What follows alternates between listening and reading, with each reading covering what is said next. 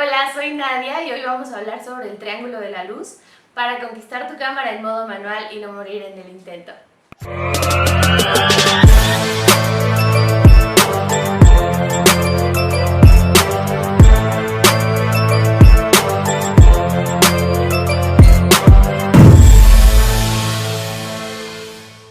Ok, el triángulo de la luz entonces está compuesto por tres elementos: el ISO, la apertura del diafragma y la velocidad de obturación. Pero si están viendo este tutorial es porque seguramente no sabemos cuál es ninguno de estos tres componentes, o tal vez algunos sí, más o menos. Entonces vamos a hablar primero de cada uno de estos componentes y después la relación que tienen entre ellos, ¿ok? Entonces, el primero es el ISO. El ISO es un término que se quedó arraigado, o sea, en la fotografía digital, pero viene de cuando se utilizaba película, cuando se utilizaba la película de 35 milímetros en las cámaras análogas. Entonces, como ustedes saben, antes las películas estaban formadas de aluros de plata. Estos aluros de plata literal eran como cristalitos de plata que estaban en el rollo y que eran sensibles a la luz. Entonces, mientras más aluros de plata teníamos, la película era más sensible a la luz, pero la fotografía resultaba con ruido, porque se alcanzaban a ver un poquito como esas cantidad de aluritos, de cristales. Entonces, en la fotografía digital no es tan parecido. Realmente el sensor y una película de 35 milímetros no se parecen, pero más o menos el efecto que tiene sí se parece, y por eso se quedó el término. Entonces, en una cámara digital, el sensor es nuestro material fotosensible o sensible a la luz. Este sensor va a recibir la luz, va a generar una corriente eléctrica, y esto se va a traducir en unos y ceros, literal, que después se van a traducir en píxeles de color, o, si es en blanco y negro, de luz. Entonces, estos píxeles son los que al final van a formar nuestra fotografía digital. Ok, entonces, el ISO es el que marca la cantidad de luz que va a necesitar nuestra cámara para realizar una fotografía. A mayor cantidad de ISO, más ruido. Esto porque la corriente eléctrica que va a generar nuestro sensor en presencia de luz va a arrojar datos al azar, porque va a arrojar datos precisos y también datos al azar. Son esos sobrantes que no nos van a servir de nada. Entonces, estamos de acuerdo que a mayor información, a mayor luz, más datos al azar. Y esos datos al azar, que ya no puede como identificar y ordenar nuestra cámara, se van a convertir en ruido. Entonces, siempre que subamos el ISO, vamos a generar mucho más ruido, y siempre que bajemos el ISO, se va a mantener un poco más limpia la imagen de este ruido, pero vamos a tener menos sensibilidad a la luz. Entonces, si estamos en una iglesia oscura, si estamos en un cuarto, si estamos en un antro, si estamos en unas condiciones de muy poca luz, vamos a tener que sacrificar un poco el ISO, pero esto es importante que lo vayas explorando con tu cámara. Recordemos que estamos en un tutorial para todo tipo de personas, entonces va a haber personas que tengan cámaras profesionales, semiprofesionales, amateurs o incluso de turista. Bueno, pero las de turista no pueden moverle tanto a eso, pero bueno. Entonces, como este es un tutorial para todo tipo de cámara, tú tienes que experimentar en tu cámara cuál es el ISO que más o menos te da un poquito más de sensibilidad a la luz sin llenarte tu fotografía de ruido, ¿ok? Aguas, porque hay mucha gente que intenta recurrir a la postproducción, o sea, el Photoshop o etcétera, para eliminar este ruido, que usan unos ISOs altísimos y después lo quieren eliminar en Photoshop. Eso hasta cierto punto es posible, pero recuerda que vas a terminar con una fotografía borrosita, ¿vale? Se va a ver muy suave, se va a ver como, pues sí, blureada. Entonces, lo mejor siempre mi consejo va a ser cuidar desde la toma. Entonces, busca un ISO intermedio. El ISO 100 es el ISO ideal. siempre se ha manejado así, incluso cuando existía el rollo de 35 milímetros. Sigue siendo así en las cámaras digitales, el 100 es el ideal, pero si subes a un 400, a un 800, incluso yo en bodas utilizo 1600 casi siempre y sigue siendo un ISO bastante respetable. Entonces vamos con el siguiente término, que es la velocidad. Ok, entonces la velocidad de obturación es a la velocidad que va a abrir y cerrar una cortinilla de metal. A veces es una cortina que persigue la otra, entonces corre una y la otra la alcanza, o a veces es en forma casi circular. Eso realmente no afecta el funcionamiento o la velocidad, simplemente algunas cámaras son de cortinilla o de esta figura. Entonces, esa velocidad lo que va a determinar evidentemente es la cantidad de luz que entra, porque si hacemos una velocidad muy rápida va a entrar poca luz, si hacemos una velocidad lenta va a entrar mucha luz. Esto nos va a servir para en condiciones, por ejemplo, de luz natural, hacer un congelado, por ejemplo, en el deporte, estos congelados que se hacen de personas en el aire, etcétera. Eso se necesita, para esas fotos se necesita una velocidad alta. Hablamos de congelar una persona corriendo, necesitas aproximadamente pues de 125 para arriba, de 200 para arriba mejor. Para congelar un auto, arriba de 500, o sea, de un quinientavo. Ahora, hablando de velocidad, estos números que vemos en nuestra cámara representan fracciones de segundos. La mayoría, o sea, los que usamos casi todo el tiempo, que es, por ejemplo, si ves en tu cámara, ves el 1/60, esto significa que es un sesentavo, lo cual es que un segundo lo partimos en 60 pedacitos y esa es la velocidad a la que va a correr el obturador, ¿ok? Entonces, si les hablo de un quinientavo, es un segundo partido en 500 partes, lo cual es súper rápido. ¿Okay? Entonces, con un quinientavo ya estamos hablando de congelar a un ciclista en una competencia. Si hablamos de un 4000avo, congelaríamos una bala. Entonces, velocidades estándar, más o menos, sería un sesentavo. Entre 60, 100 y 125 es un estándar.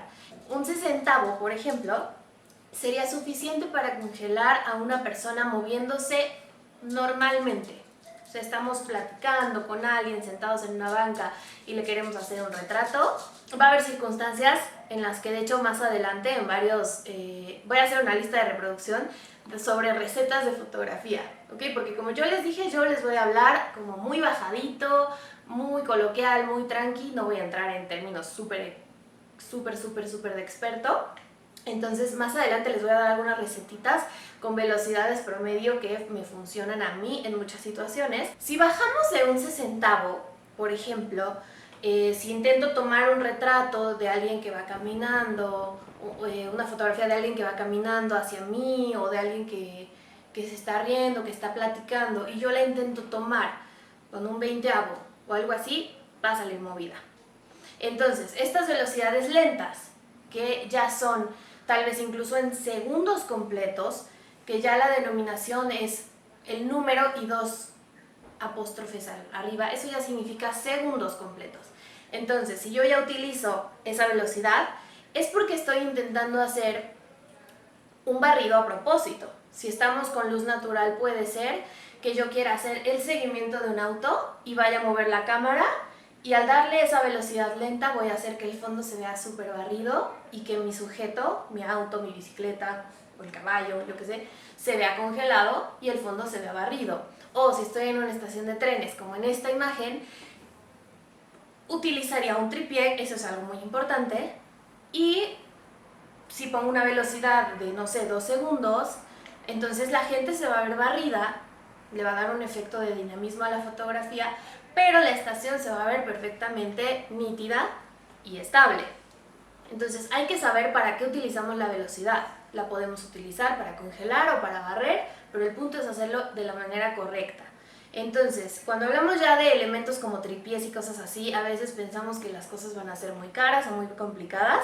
Yo me di a la tarea de buscarles 3 ejemplos de tripiés, que son estos, que podemos encontrar tripiés a partir de 250 pesos y por supuesto que hay tripiés carísimos. En conclusión, la velocidad va a determinar toda esa cantidad de luz que se va a acumular en nuestro sensor, ¿vale? Dependiendo del tiempo que dejemos abierta o cerrada esa ventanita que se llama obturador en nuestra cámara. Ahora, recordemos que es muy distinto a que en la vida real, si tú abres una ventana, entra un golpe de luz y esa luz, digamos que no se acumula. En la cámara sí se acumula. Por eso es que si dejamos el obturador abierto segundos, la luz se va a ir acumulando y va a ir sumando información a nuestra foto. ¿Ok? Entonces, una velocidad alta nos va a servir para congelar, nos sirve en deporte, en, no sé, carreras, etc. Una velocidad lenta nos va a servir para hacer barridos. En una velocidad lenta es muy importante utilizar tripié. Entonces, el siguiente concepto del que vamos a hablar es el diafragma o apertura. El diafragma de nuestra cámara son estas cortinitas que hacen que, literal, el agujerito que vemos en nuestro lente se haga más grande o más pequeño. Evidentemente, mientras más grande sea este agujero, más luz va a entrar. Mientras más pequeño sea, menos luz va a entrar. Pero la cuestión no es tan sencilla como eso.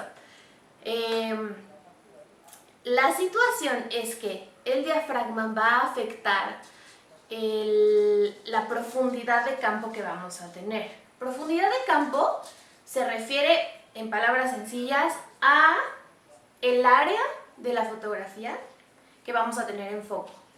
Entonces, mientras más grande sea el agujero del diafragma, vamos a tener más luz, pero se van a dar ciertos fenómenos propios de la luz y de la trayectoria de la luz que nos van a dar aberraciones. Entonces, aberraciones, pues, como suena la palabra, son cosas que no queremos en nuestra fotografía. Entonces, no se trata de llevar el diafragma al máximo para tener toda la luz del mundo, ni se trata de llevarlo al mínimo para tener la menor cantidad de errores, porque no es verdad. Si ven esta imagen, lo que vemos es que por un fenómeno que se llama difracción de la luz, lo cual significa que la luz viaja en una dirección y cuando se topa con un obstáculo, se mueve hacia otros lugares. Entonces, mientras más obstáculos, pues la luz se empieza a mover hacia muchos lugares y la imagen resultante no es tan nítida como quisiéramos. Entonces, si cerramos mucho el diafragma, va a haber muchos rebotes de luz dentro y la imagen va a resultar con igual defectos. Entonces, no queremos ni cerrar muchísimo el diafragma, ni abrirlo muchísimo. Aquí va a entrar la parte que se conoce como el punto dulce de nuestro lente. Esto sí depende del lente, no de la cámara, por lo que les comento. Entonces, el punto dulce, como dato curioso, se le llama así porque hace referencia a una situación en el tenis. En el tenis, la parte de la raqueta central es la parte que mejor rebota la pelota. Entonces, esa parte con la que le pegan los tenistas es su parte favorita porque es donde pueden controlar más cómo va a ser la trayectoria de la pelota. De ahí se llama punto dulce. Y eso se le llevó a la fotografía y así le llamamos al punto ideal de nuestro lente, de la apertura del diafragma de nuestro lente, para tener una fotografía sin tantas ni aberraciones, ni errores por difracción de la luz, ni nada de esas cosas. Entonces, si no vas a usar tu lente en la apertura más pequeña ni en la más grande, evidentemente lo mejor va a ser en el centro. Como vemos en esta imagen, si tenemos un lente cuya apertura máxima es de, yo qué sé, 1.8 o 1.4 y su apertura mínima, o sea, el hoyito más pequeño que podemos tener es de 22, entonces el punto medio será el ideal, que más o menos estamos hablando de un 5.6, ¿ok? Ahora, todo esto también se va a aprender experimentando con nuestra cámara y con nuestro lente, porque si queremos hacer un retrato y lo que queremos es darle este efecto que a todos nos gusta, de que la persona se ve en foco y toda la parte de atrás, el paisaje o el entorno se ve fuera de foco, entonces vamos a necesitar utilizar un diafragma bastante abierto. Pero hay que cuidar muchísimo, muchísimo el foco porque es tan sensible, es tan pequeña el área de nuestra foto que va a tener foco, que va a estar nítida, que es muy fácil cometer errores. Y que tal vez pensamos que estaba en foco la persona y enfocamos un poste, un árbol o algo así. Y ahora, si queremos que todo esté en foco, por ejemplo, como en la fotografía de paisaje, ahí al contrario, nos vamos a ir a un diafragma mucho más cerrado, porque mientras más cerrado es el diafragma, más grande es nuestra profundidad de campo. Por ejemplo, en la fotografía de estudio se utiliza un diafragma un poco más cerrado, casi siempre se utiliza un 11 o 16, que es bastante cerrado, para que no tengamos problema de que nuestro producto solamente esté en foco, yo que sé, si estamos hablando de una olla o algo que es profundo, que solamente, no sé, imagínense que estás tomando la fotografía de una computadora, que sabemos que tiene partes hacia atrás, hacia adelante. Si yo utilizo una apertura bastante abierta, que me va a dar mucha luz, pero que me va a dar una profundidad de campo chiquitita, entonces seguramente hasta el teclado, no sé, podamos ver como una línea de teclas está en foco y ya la pantalla está totalmente fuera de foco. Entonces, eso es como lo complejo del diafragma.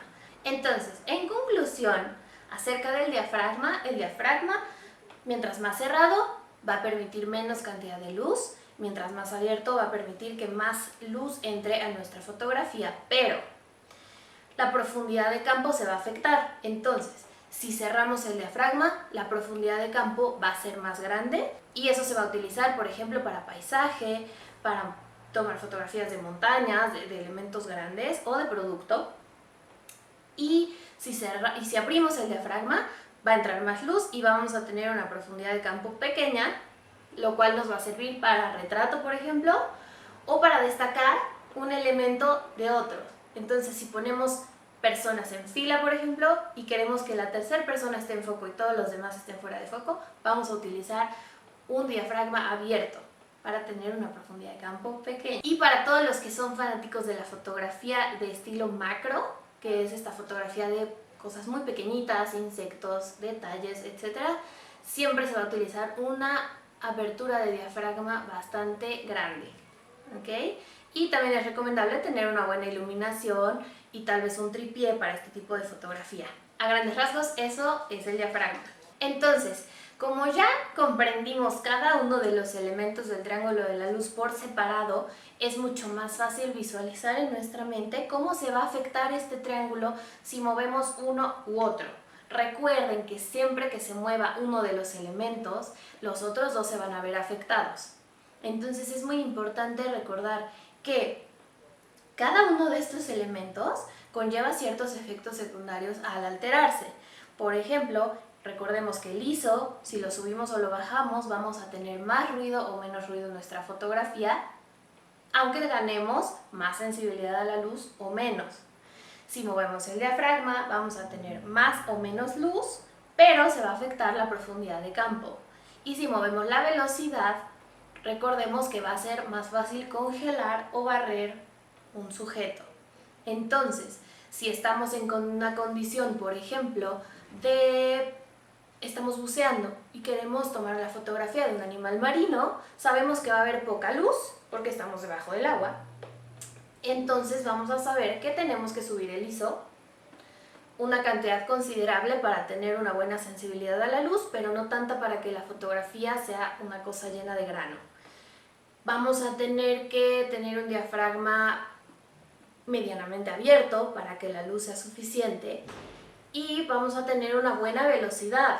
Un animal marino no se va a detener a posar, evidentemente, entonces vamos a tener que manejar velocidades más o menos de 200, 250 y al tener una velocidad tan alta vamos a poder congelar al animal, pero si no movemos el diafragma para que entre suficiente luz o el ISO para tener la suficiente sensibilidad, entonces la fotografía no va a salir, ¿ok? Ese es un ejemplo rápido para que vean cómo afecta el mover una u otra cosa y siempre le vamos a dar prioridad al elemento que nos va a dar como resultado la fotografía que esperamos, ¿ok? Si estamos haciendo un retrato y queremos este efecto de bokeh, entonces lo que no podemos sacrificar es la apertura del diafragma, porque si yo utilizo un diafragma cerrado, no voy a poder hacer este efecto de bokeh.